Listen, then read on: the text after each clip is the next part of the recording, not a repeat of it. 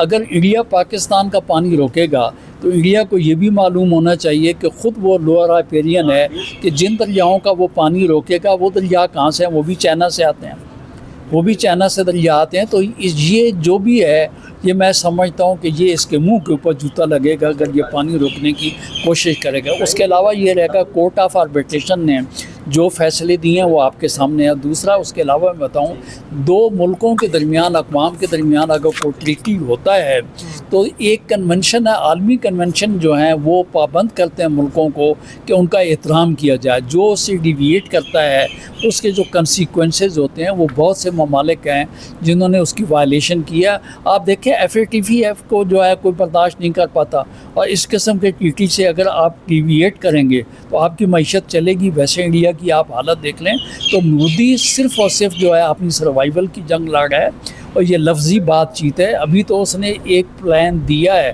کہ ہماچل پردیش کی ٹنل بنائے گا، پانی ڈائیورٹ کرے گا.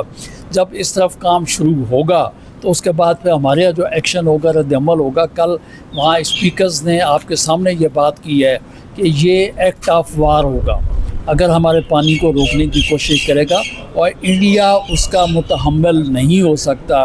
پچھلے سال اس نے چھوٹا سا پنگا لے کر اس نے اپنی اوقات اور بساط جو ہے وہ اس نے دیکھ لی ہے. اس لیے آپ مطمئن رہیں، ہماری قیادت جاگ رہی ہے، ہماری فورسز جو ہیں اس کے اوپر ہم وقت جو ہے وہ ہوشیار ہیں، اور اس میں ہمیں گھبرانے والی ضرورت نہیں ہے. ہمارا پانی دنیا کی کوئی طاقت جو ہے وہ نہیں روک سکتی.